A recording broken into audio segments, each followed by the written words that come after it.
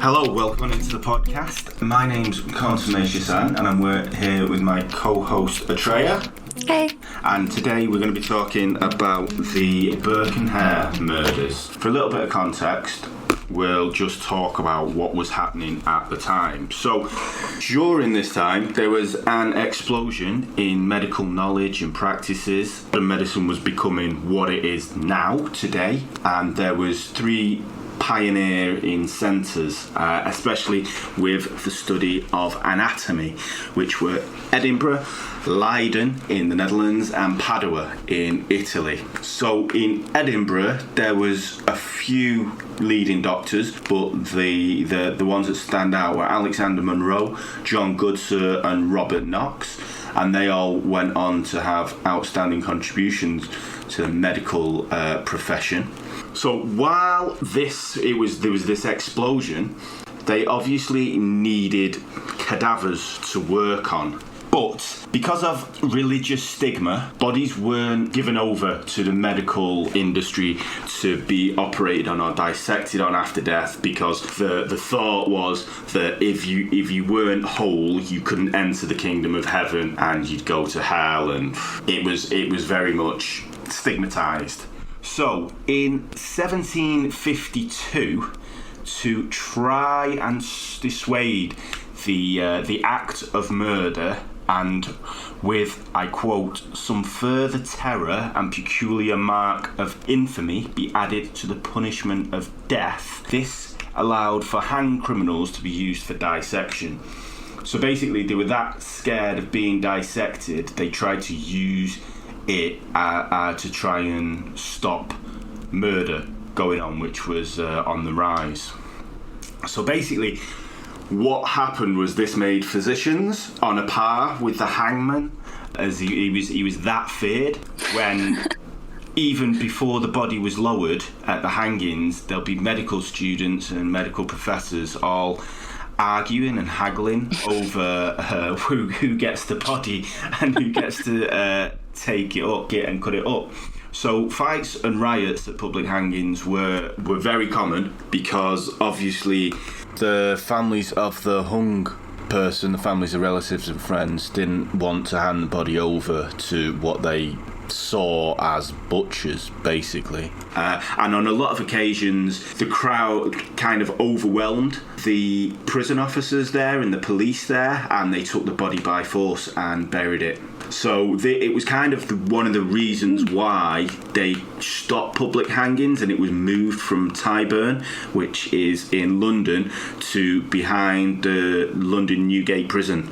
Just makes sense. Yeah, exactly, because they just couldn't control the crowd. It was that much of a stigma to be cut up after death. And to be honest with you, when I got my first donor card, my mother almost had a fit, because she actually used the words, "You can't get into the kingdom of heaven if you're not whole."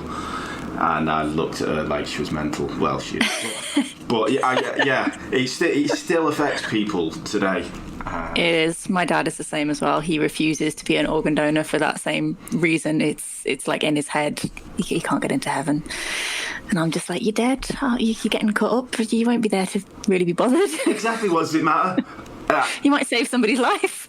You could help so much after death rather than just being run through. But it's the whole that the church has, and maybe that's a conversation for another podcast. Yes, yeah. But in 1826, 592 bodies were dissected. Yet in 1831, only 52 people were executed out of a possible 1,600 people. So there was a scarcity of bodies that needed to be dissected. This opened up a criminal enterprise, and they actually had the name the Resurrectionists. They were common body snatchers. So in 1828, there was thought to be over 200 Resurrectionists working in London alone. Oof. Yeah, and it wasn't the London it is today. It was much smaller. There weren't municipal cemeteries. They were just small churchyards or paupers' graves, which were in clay fields where they were just piled up on top of each other. One gang, the London Borough Gang, and these supplied London's biggest medical schools. When St Thomas Hospital refused to pay an extra 2 guineas for the bodies, the gang just cut them off and said, right, well, we won't supply you anymore. In retaliation, the hospital started working with freelancers and the occasional resurrectionist. So what happened was the London Borough Gang stormed the dissecting rooms of St Thomas Hospital, threatened students, and started bizarrely attacking corpses. Right. I can only assume that they went in with knives and they were chopping at the corpses, because I don't think punching a dead body is going to do much. No. But it was organised crime for what this shortage created. So there were 2 actual methods for removing a body from the ground that the resurrectionists used. What they would do, they would actually dig up the head end of a recent burial plot, break open the coffin by using the weight of the soil. So they'd dig half of the plot down and then peel up the lid. They'd put a rope around the body and they would yank the body out of the grave. Now, the thing is because a corpse wasn't anybody's property, it wasn't actually illegal to be in possession of one, yet stealing from graves was the actual illegal bit. So they take off the clothes and the jewellery, if they had any on, and leave everything in the grave and then fill the grave back in. So they could just say, well, I've just found this body, and have no evidence of the going back to the grave or the headstone or any identification on the actual body. The second method, which is quite interesting, they dug a man-sized hole about 20 feet from the head of the grave and then dug diagonally down to intercept the coffin and broke the end of the coffin away and pulled the body back out of the tunnel, and this way there'd be no disturbance on the actual grave site. It'd be 20 feet away. Oh, that's a good idea. Yeah, because people were onto them, obviously, so they'd actually have things, like put things on the grave to see if it's been messed with. So apparently this is where putting flowers on a grave came from. It started around about this time, and they put flowers on to see if the flowers had been disturbed at any point, because they used to put herbs on, but that was kind of to mask the smell rather than anything else. So this is where we kind of get in Great Britain, certainly I think this is where it comes from, putting flowers on graves. Do you think they started selling things called mort safes, which was just a cage over the grave, basically to stop grave diggers. But that's kind of pointless, isn't it? If they're going to dig diagonally down from 20 feet away, the mort safe is therefore rendered pointless. Yeah, so the mort safe was only on top of the actual coffin. Yeah. It only stopped them from doing the first method. Yeah. And so if they were going diagonally down, there's nothing stopping them from taking the end off. I think the second method came up because mort safe started to be invented. Right. Makes sense. And it was just a way to get around it. And I bet they weren't cheap either. Like, I bet the families forked out a fortune for them things. This is the thing with mort safes as well. What usually would happen was that the church would buy one. Right. And then they'd hire it out to people, because it was only supposed to be over the grave for 6 weeks, 6 to 8 weeks. So when the body was decomposed. enough, exactly. So then they'd remove it because it was padlocked in. But then, so it seems to be bizarre, this idea, because because the way it worked was the mort safe was attached to the coffin. Right, okay. So you still have to dig down and unattach it from the coffin. So you still, even though they don't want to be cut up, you're still messing with the plot of ground and the coffin, and they're not having a peaceful rest. Yeah. Kind of thing. So it kind of, it's bizarre how they go, oh yeah, that's a great idea, but not really. Cut up bits. Yeah. Yeah. So there was actually societies as well in Scotland that were set up that actually bought these, and they hired. You could either join as a yearly member, and then you got your turn on the motorcycle, or you could hire it out like the church if you were a non-member paying a premium or something. It's ingenious the way people look at an opportunity and try and make money. That was genius, yeah. I would definitely agree with that. Something optimistic for you to look forward to. Indeed. So that they were the choices that they had. Obviously, paupers were more susceptible to being dug up by the Resurrectionists because they really couldn't afford a mortsafe or a mausoleum. They basically had two options, which was one, they could either fill the grave with stones rather than soil, so it'd just be, but that's just slowing them down, I suppose, or literally just putting the flowers or something over the grave that would be an indication that it's been disturbed, but then the body's already gone, so it was bad times for them. I mean, there was a price list. There was price lists that went round that people had. Obviously, the prices varied on demand, the types of corpses. Unfortunately, it wasn't equality back in them days, and men went for more money than women. But apparently that was just due to musculature and the fact that they had more to look at, I suppose. But I don't know if that's actually correct. And I'm going to use quote marks now. Freaks went for the most. So right, well, yeah. You could learn the most out of somebody with rickets or something like that, I guess, couldn't you? Indeed. Or some sort of deformity, yeah. Yeah, there's a story about a gentleman called Charles Byrne. He was the Irish giant, and he was kind of a local celebrity around London. His skeleton measured 7 foot 7 inches, and he was actually reported to be in life 8 foot 4 inches. Whoa. Yeah, so he's a big old guy. And there was a collector of oddities and rarities and an amateur dissectionist, that's the word, John Hunter, who knew him, and he asked to buy his body. And Charles was so aghast at this being put on display and dissected after he died, he begged his friends to bury him at sea in a lead-lined coffin so no one could get to him. And they all agreed. They said, yeah, that's no problem, we'll do that. Unfortunately, the undertaker actually sold him to Hunter for £500. What? And swapped the coffin out for stones.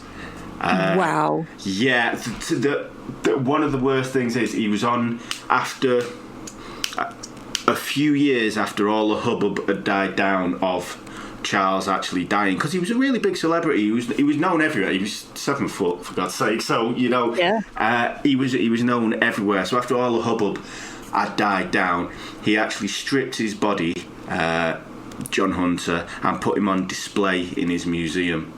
Aw, that's awful. It is, and he's still on display at the Hunterian Museum in London, even though there's been a petition to actually get him buried at sea, because it's all he wanted. I mean, okay, he's been on display for 200 odd years, but he just wanted to be at peace, I suppose.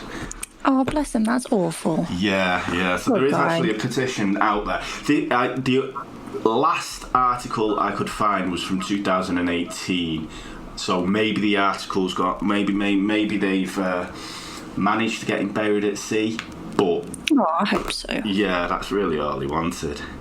So all of this is a great bit of information, but it's actually nothing to do with Burke and Hare, because they were never grave robbers.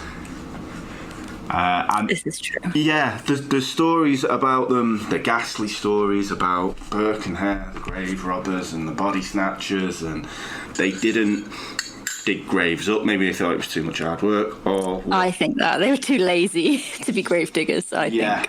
It's a really strange story. William Burke, he was born 1792 in County Tyrone to middle class parents. He had a really comfortable upbringing. He joined the English army. He had land, etc., etc. He moved to Scotland after his first marriage broke down. He had an argument with his father-in-law over ownership of land. When he got to Scotland, he married Helen MacDougall, whom he affectionately called Nellie. And then he moved to Edinburgh, where he worked as a cobbler, and he was apparently good-humoured and industrious. He'd sing and dance for his clients as he cobbled shoes. And then we've got William Hare, who is the polar opposite of William Burke by all accounts. He was born between 1792 and 1804 in County Antrim, Newry or Derry. We don't know. I think he was very shady about his past, especially as he was an Irishman who moved to Scotland. I mean, okay, Celts go to Celtic places, obviously, but in them days, I think it's if you were running away from something, you moved that far. Yeah, definitely. Yeah, so he moved to Scotland to work on the canals, and over time he moved to Edinburgh and lived in a boarding house, and this was owned and run by a man named Logue. And then as soon as Logue died, he took the opportunity to marry Margaret, his widow. So Opportunist. yes, it kind of that's a little bit of a feature that tells you about him. He doesn't waste time, and if he's got an easy way to do very little, I think he'll take it. He was just a nasty piece of work in general. Exactly. I mean, he was supposed to be illiterate as well. So for somebody who came up with quite such a brilliant way of easy money, he was illiterate, he was violent, he was quarrelsome. He was just an all-around bit of a dick. Indeed. And even as well, Margaret has been described as a hard-featured and a debauched Viago. And I had to... Viago, I think it's pronounced, but I had to look it up, and it means scolding, domineering, and highly opinionated woman.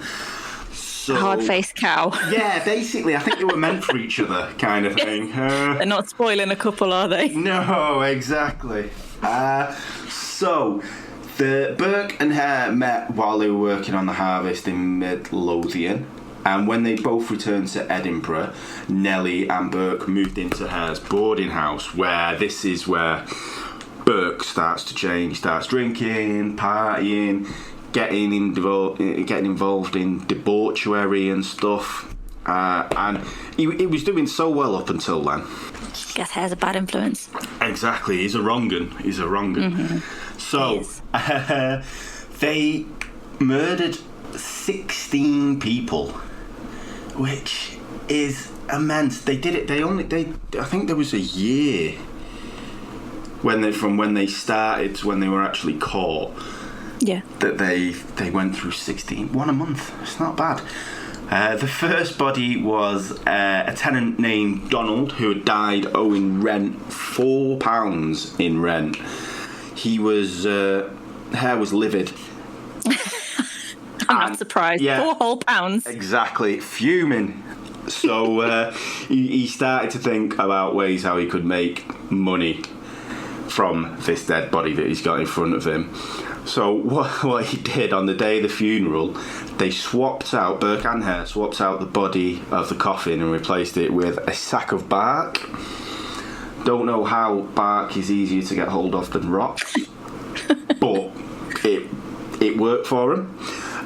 They went to the medical university and they were actually looking for Dr. Alexander Monroe, but they were given directions to Dr. Robert Knox's office, and they were paid £7.10, princely sum of £7.10, which they split. Hare took more because he was owed the rent.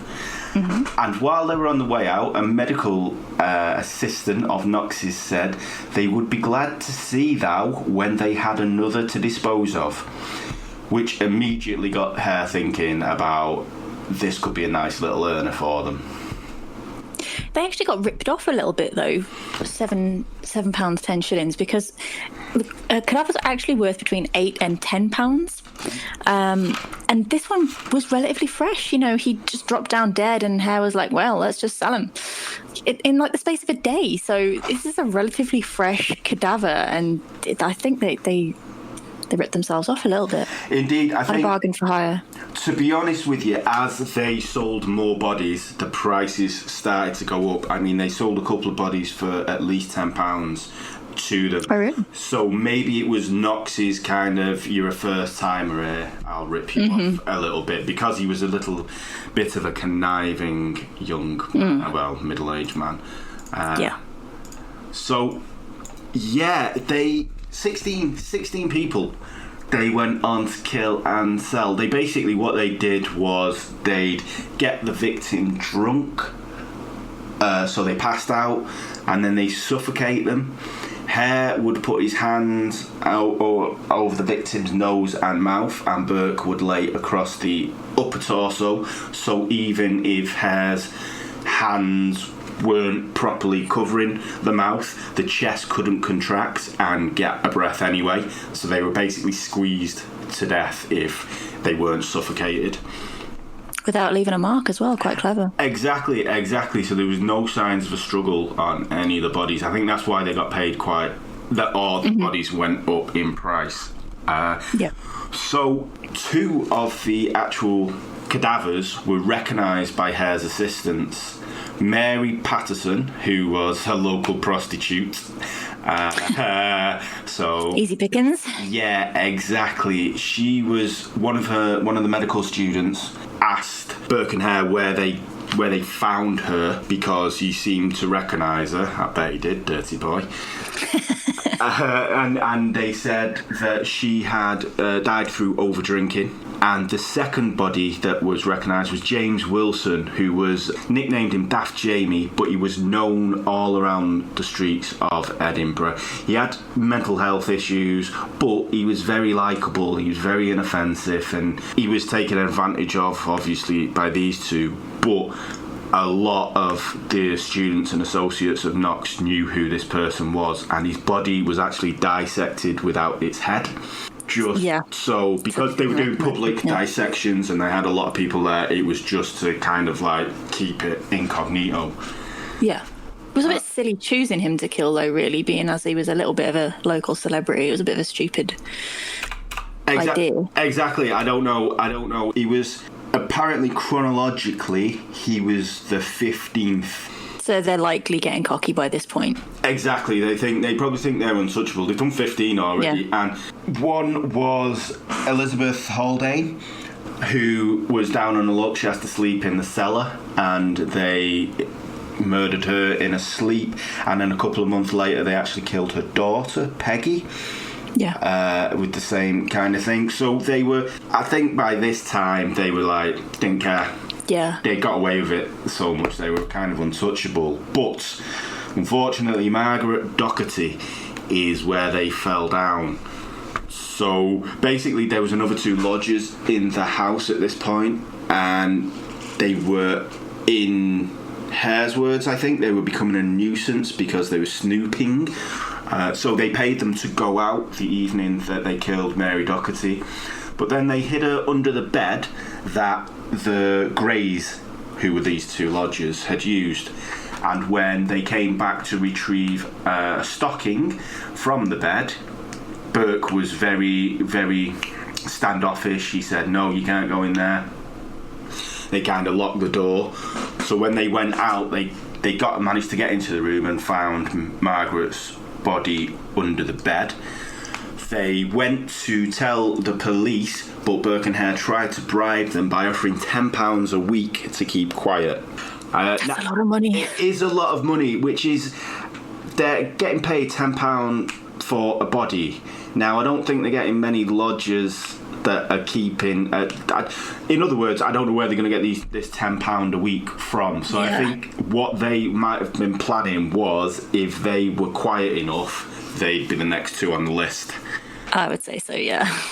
Because £10 a week... I mean, £10 a week nowadays is a lot of money, never mind back then. Yeah. I think the Greys pretty much knew that's... If they took it... Yeah, that would be it. It would be them next. Yeah, definitely. So they went to the police.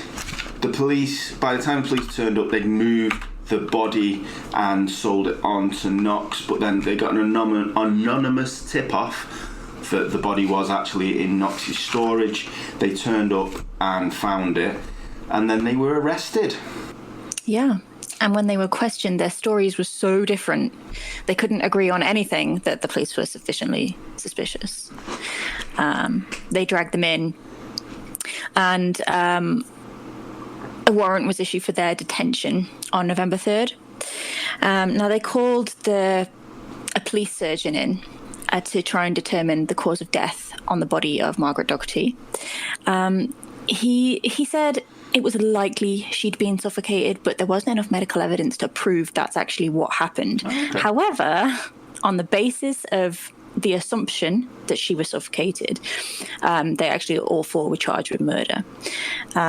During the time that the trial was going on, people came forward with regard to missing persons, like Mary Patterson's friend, who she'd been at the house the night that Margaret was murdered, but she had left earlier, lucky escape.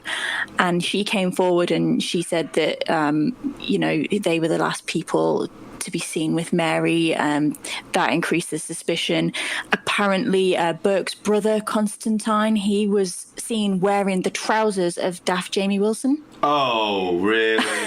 Yeah, like just prancing around in the victim's trousers. Like, I mean, I don't know whether or not he knew that they were James's trousers, or like maybe that he was given them as a gift off Burke, or maybe he was in on it. He was never implicated in the trial. Nobody really knew for sure, but I kind of feel like he probably knew what was going on. To be honest with you, if Jamie was so well known on the Edinburgh streets that someone recognises his trousers, I mean, you've got to have some pair on you to be walking around in them and to claim ignorance of the fact. Yeah, do you think they were like purple stripy ones or something like that?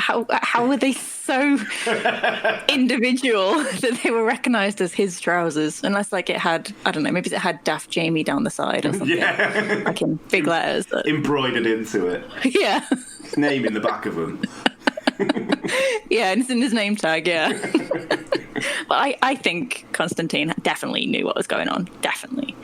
And I mean, his brother just suddenly came into a lot of money, and he wasn't really doing anything. Nobody could see. He didn't seem to have a job, and he'd go out late at night and come back the next morning with a tenner in his pocket. His brother definitely had to know. I mean, he was living with his brother for a while. Yeah. So, that's where they murdered Margaret Dougherty. They murdered her in his brother's house. They paid the Greys to go and stay at Hare's house that night. So it seems a little bit far-fetched to me to think that he didn't know what was going on. Yeah. In his own house. Unless he had a really big house, which I doubt. Yeah. So people kept coming forward, and the list of potential victims grew bigger and bigger and bigger. So the Lord Advocate at the time, who was Sir William Ray, he used a tactic of offering the group, look, if one of you comes to me with a confession that implicates the others for a conviction, you'll be granted immunity. Now, what isn't common knowledge was that he actually only offered this to Hare.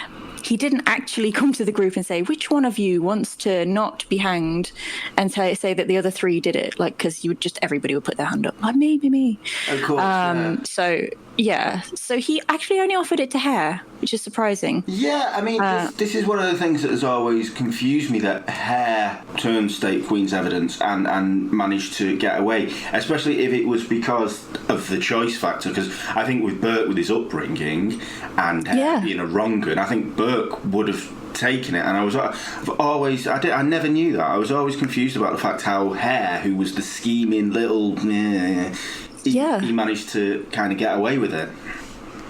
I think maybe Burke being I'll say nicer one of the two, in nice in the loosest sense of the word, I guess.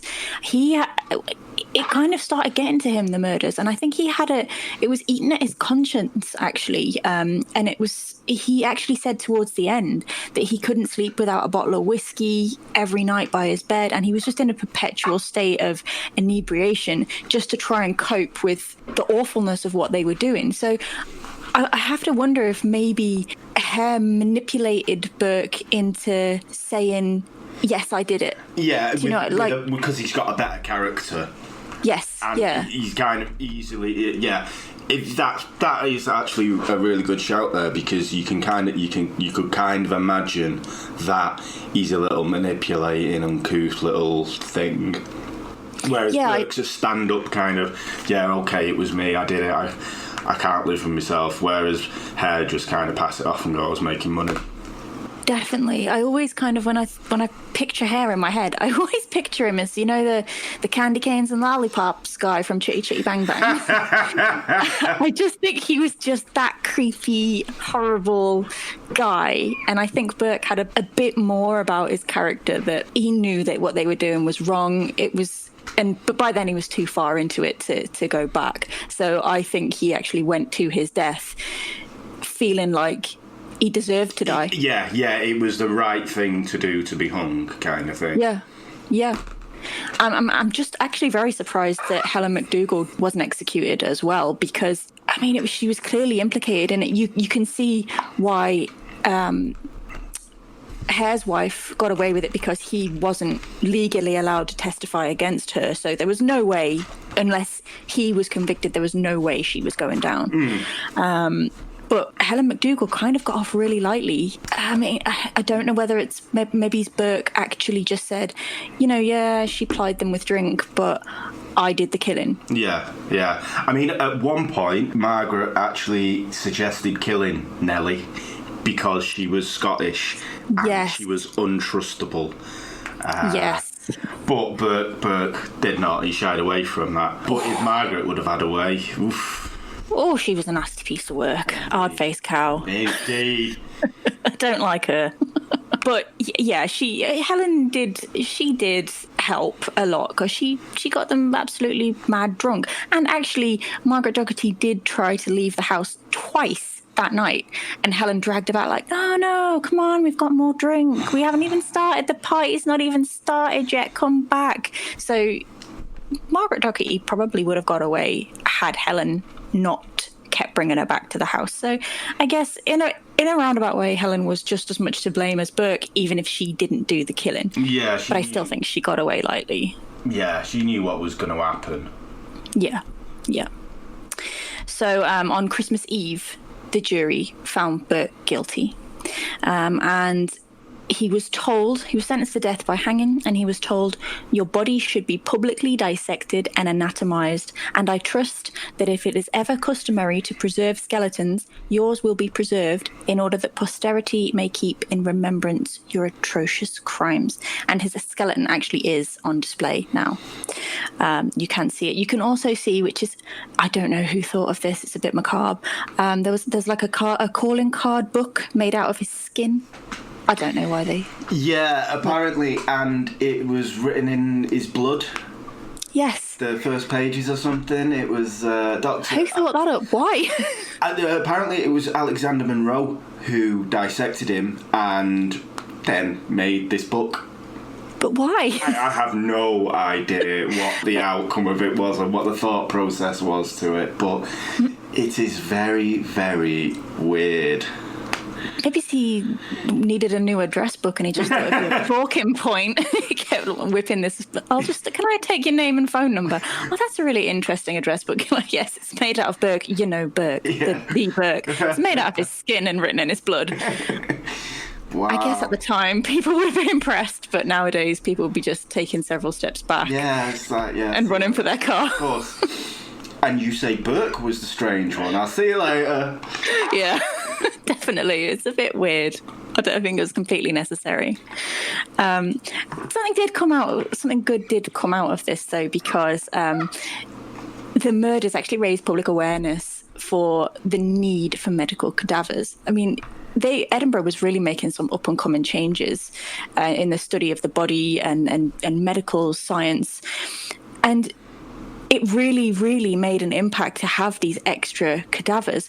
I mean, originally, before the Anatomy Act of 1832 was passed, the only bodies were executed criminals, orphans, and suicide victims. Now, you think of the religious feel at the time, probably there wasn't a lot of suicide victims because if you committed suicide, you don't go to heaven. And orphans as well, like I feel, again, there might have been maybe people not wanting to dissect an orphan because it was just not nice for people to look at. Of course, yeah. So I think maybe there was a massive shortage of bodies just purely because there weren't a lot of suicide victims and nobody wanted to dissect an orphan, so they were waiting around for people to be hanged. So they actually changed the law, and they passed an act which allowed the dissection of bodies from the local workhouses if the bodies were still unclaimed after 48 hours after death. So this brought in a lot more bodies and actually really helped advance science. So there was a good thing to come out of that. However, there was lots of bad things to come out of that because there was copycats. Although I do say copycats, I think they were only copycats in the sense that they robbed the name. They were called the London Burkers. But they didn't kill their victims in the same way that Burke and Hare killed their victims. Yes, they plied them with alcohol and laudanum, which is an opiate derivative, very addictive. Okay. And they basically plied them with drink and laudanum, waited till they passed out, and then they drowned them in a well near where they were located. So they didn't actually suffocate them at all. They drowned them. And they at the time, they were working in London. That's where they were operating, is in London. And they started, originally, they were body snatchers. They were robbing from graves and selling the corpses. And actually the leader, John Bishop, he claimed that in the space of 12 years, he stole and sold between 500 and 1,000 bodies. Wow. Think of the money he made. Gee whiz. I know, right? So when they kind of supplemented their income from grave robbing, and they decided that murdering the victims was the next best course, Burke and Hare did it. It's probably a good idea because you get a fresher corpse, blah, blah, blah. So they actually only got caught when they killed a 14-year-old Italian boy. And they lured him back to the house, plied him with drink and drugs, and then they left him unconscious, and they went out drinking. As you do, yeah. Well, yeah. I mean, I guess they were hoping that he wouldn't wake up while they were out, but it was a bit of a dumb thing to do because he might have. Yeah. I mean, for all they know, he might have been an opium addict. He might have been hardened to it, and he woke up 2 hours later. Yeah, woke up like, oh, geez, my head is killing me. I best go home. Then they would have been gutted. But they went out drinking. They left him passed out. They came back. He was still passed out, so they strung him upside down by his feet, head first into the well, and they drowned him. And he actually did wake up at this point, and he struggled a bit, but being strung up by his feet, he wasn't going anywhere in a hurry. It's not going to do him much favour. They drowned him. So then they actually took his clothes off and sold the body to the King's College of Anatomy. They had originally tried, as you said before, to sell the body to a different college who were a bit suspect about it. So they moved on. The King's College did take the body, but the anatomist looked at it and thought, this body doesn't even look like it's been buried yet. This is a little bit suspect. And they reported them to the police. And eventually 2 of the 3 gang members were hanged at Newgate on the 5th of December, 1831, and their bodies were taken away for dissection. What goes around comes around. Exactly. Exactly. So I don't think they were exactly copycats. They just saw an idea that they thought might have worked well, and it didn't. It just worked exactly how it worked for Burke and Hare. Yeah. But I mean, 1,500 to 1,000 bodies is if he was getting £10 a piece, that's £50,000. Yeah, which is also kind of, it's weird that he made so much money and nobody questioned him up until that point. Up until the point of the boy, nobody was like, I never see him doing honest day's work, but he's an absolute millionaire. he's rolling round town in a gold-plated horse and carriage. Yes. Yeah, with his shiny shoes, and nobody's like, it's weird. I never see him do anything. Never. Odd. Like, it took 12 years for people to go, oh, that's what he was doing. Makes sense now. So, yeah. Well, it is really interesting story, that, and as well, it's led to, obviously, the medical profession expanding. Yeah. I mean, I know one of the things to come out of the Anatomy Act of 1832 is Grey's Anatomy, not the TV show. I was going to say, really? No. They were ahead of the time, but not that far ahead. But it was actually completed, I think, in 1858. It was started the year after 1833, after the law was passed and they had access to these bodies. It was finished in 1858, I believe, and it is still used today as the handbook of surgeons and physicians. And it was, well, I wouldn't say it's all because of Burke and Hare, but it's because of that era. It's a shame. Definitely. It's a shame that they had to go through so much of grave robbing and the macabre that it is, but it was a wild time. Do you think that everybody at that time was religious? Because presumably there must have been some people who maybe weren't religious, and if they'd maybe passed an act where they'd said, look, if you want to donate your body to science like they do nowadays, that people might have come forward and gone, yeah, sure, I'm cool with that. Or was it just in general frowned upon and they wouldn't have given anybody that option just purely because of the religious stigma? I think it's just more peer pressure. Back in them days, it was you went with the herd, even if... I mean, to be honest with you, like, for religion, it is to keep the poor downtrodden, and so I think only the people who kind of had an education, which you're kind of looking at the aristocracy or the certainly the upper class, who may have had an inkling that, you know what, it's not really.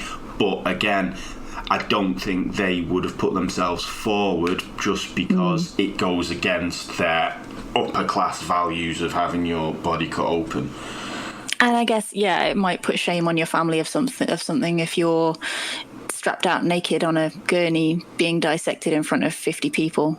Exactly, that's kind of the thing. It was probably, even the aristocracy then, it was more from within, like the families. They don't want to bring shame to it. And whereas the poorer, uneducated people, I think it was just, you know what, we'll just follow this book and we'll do exactly what it says, and then maybe everything will be great, even though I'm working in mud and, you know, I live in a one-room house. Yes. Nothing's worked out so far, but by God, I'll keep following the book. Yes. And it's kind of ironic now that there are so many people who are donating their bodies to science that you actually have to have something quite severely wrong with you, something worth studying, to actually even be considered, because they've just got so many bodies, they can't get through them all. Yeah. It's kind of ironic. It is. What a twist. That it's turned out to be, and I think that's more with education and free speech. You're allowed to talk out nowadays, aren't you? Right. Whereas back then, I think if you started talking out about religion, you were sent for pretty sharpish and asked a lot of questions about. Yeah, definitely. But yeah, I think that is everything. I think you're right. Okay, well, thank you very much, Atreya. That was the MO podcast with me, Consummation San, and my lovely co-host, Thank you very much. And we will be back next week. I hope you can join us. Take care. Thanks very and much. Have a lovely day. Bye. Bye.